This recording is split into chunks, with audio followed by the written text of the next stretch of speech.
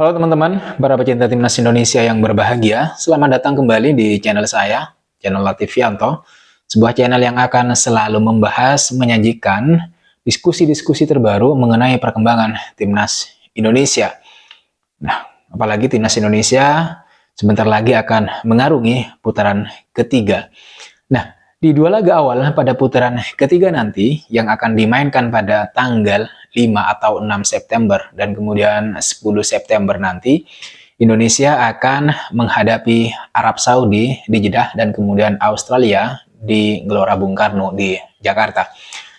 Ini akan menjadi laga yang krusial untuk Indonesia karena harus menghadapi dua tim papan atas Asia yang kualitasnya sudah tidak bisa kita ragukan lagi, teman-teman. Terutama nanti saat Indonesia melawan Arab Saudi di King Abdullah Sports City. Itu pertandingan tandang pertama Indonesia di putaran ketiga kualifikasi. Tentu itu akan menjadi pertandingan yang saya yakin akan sangat menegangkan karena bisa dipastikan akan sangat sedikit supporter Indonesia yang bisa hadir di tribun. Padahal selama ini supporter Indonesia, para pendukung timnas Indonesia adalah pemain yang ke-12 yang selalu mendukung dan memotivasi pemain untuk menampilkan yang terbaik di atas lapangan. Nah, berdasarkan hitung-hitungan di atas kertas sebagaimana yang pernah saya bahas, jelas Indonesia bukan tim yang diunggulkan. Tapi itu hanya di atas kertas, teman-teman. Sebab di atas lapangan bisa saja apa yang sudah diperhitungkan dengan matang di atas kertas itu tidak berlaku. Malah mungkin akan berbeda 180 derajat dengan kenyataannya. Itu artinya meskipun secara hitung-hitungan teoritis Indonesia bakal kesulitan, ya tidak dijagokan lah, tapi kita tetap berharap Indonesia tidak boleh kalah.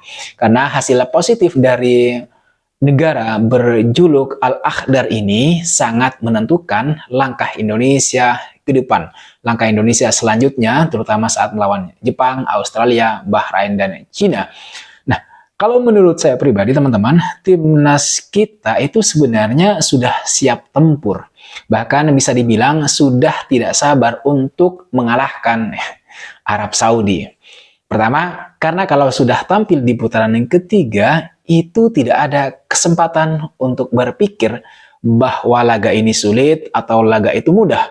Jadi tidak bisa memilih.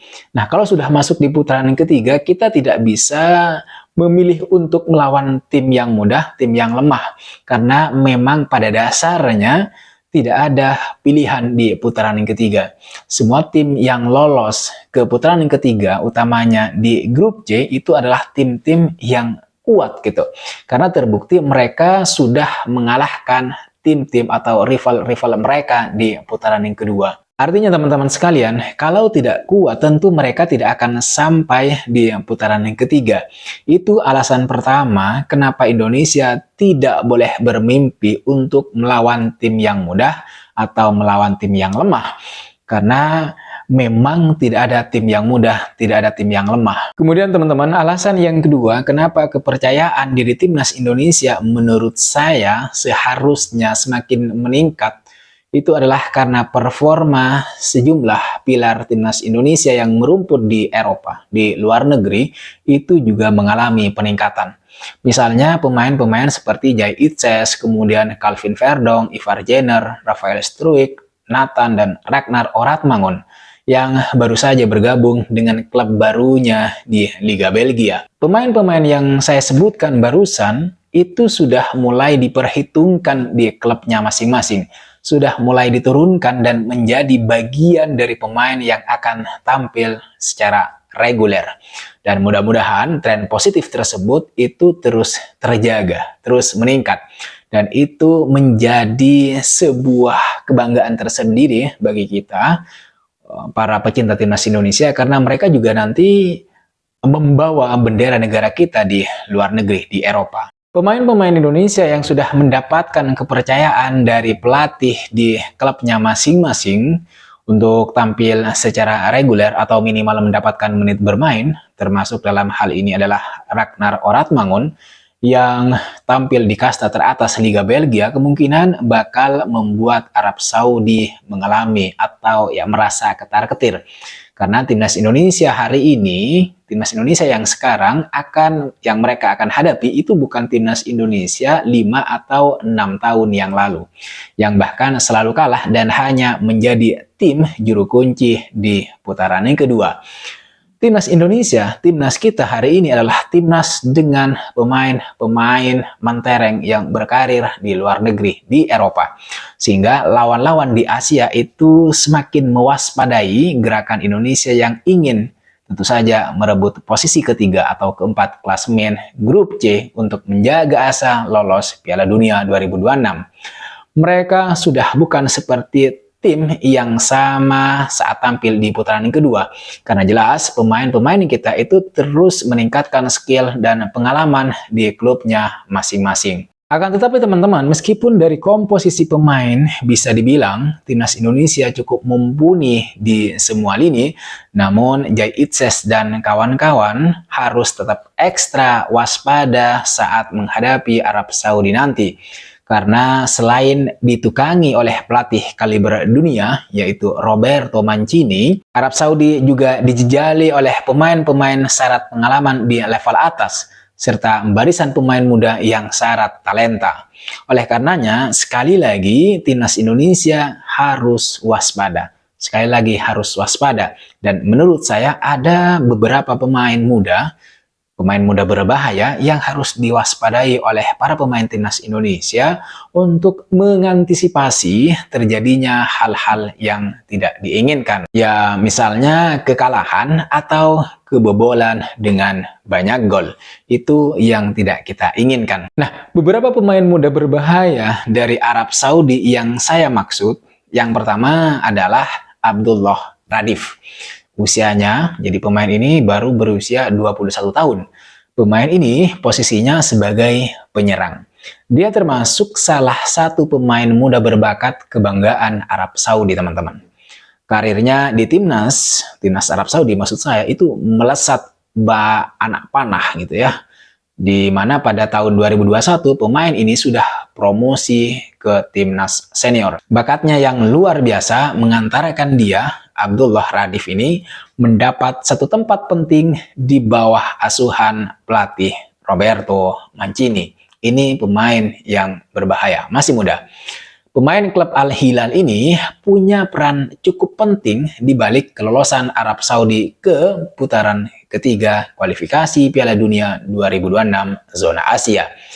Dalam formasi 3-5-2 yang diterapkan oleh Roberto Mancini, Abdullah Radif tampil sebagai penyerang utama bersama Saleh Al-Shehri. Nah, melawan timnas Indonesia nanti, kans Abdullah Radif untuk kembali menjadi starter itu sangat terbuka lebar.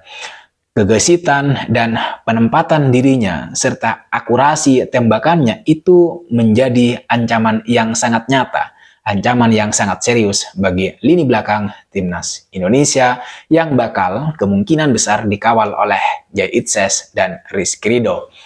Kemudian yang berikutnya teman-teman ada Faisal Al-Hamdi, usianya baru 23 tahun. Walaupun tidak selalu menjadi langganan starting 11, namun peran Faisal Al-Ghamdi ini di lini tengah terutama sangat signifikan, sangat penting. Dengan postur 185 cm dan tubuh atletis, pemain ini kerap memenangkan duel 1 lawan 1 terlebih perebutan bola-bola di udara. Jika pelatih Roberto Mancini memainkannya pada 5 September nanti atau 6 September nanti, maka ini berarti sinyal berbahaya bagi Tom Haye selaku jenderal lapangan tengah timnas Indonesia. Kalau berkaca dari laga-laga sebelumnya, pemain ini, Faisal Al-Ghamdi ini, yang saat ini bermain untuk Al-Ittihad, adalah tipikal gelandang pengangkut air, gelandang pekerja keras. Ya, dia sangat tangguh di lapangan tengah. Dia adalah perusak permainan lawan dengan banyak cara, termasuk melakukan tebasan serta tackle cukup keras kepada pemain lawan. Bukan hanya itu teman-teman, akurasi umpan dari pemain ini juga sangat memanjakan pemain-pemain atau rekan timnya yang berposisi sebagai penyerang, sebagai striker. Kemudian yang terakhir, pemain berbahaya lainnya dari Arab Saudi yang patut mendapat kewaspadaan dari timnas Indonesia adalah Feras Albrikan. Usianya lebih tua sedikit dari Faisal Al-Ghamdi, yaitu 24 tahun. Pemain ini dikenal sebagai pemain yang liar dan juga buas. Dia merupakan striker andalan timnas Arab Saudi di bawah pelatih Roberto Mancini. Di fase sebelumnya teman-teman, di putaran yang kedua, pemain jangkung bertinggi 181 cm ini merupakan sosok predator haus gol. Penyerang haus gol dengan torehan 3 gol dalam 5 laga di putaran kedua kualifikasi Piala Dunia yang lalu. Dia juga tipe pemain yang memiliki kelincahan dan gocekan maut yang mampu melewati 2-3 pemain lawan. Pemain ini juga sering mencetak gol melalui celah-celah sempit di dalam kotak penalti. Tentu ini akan menjadi ancaman.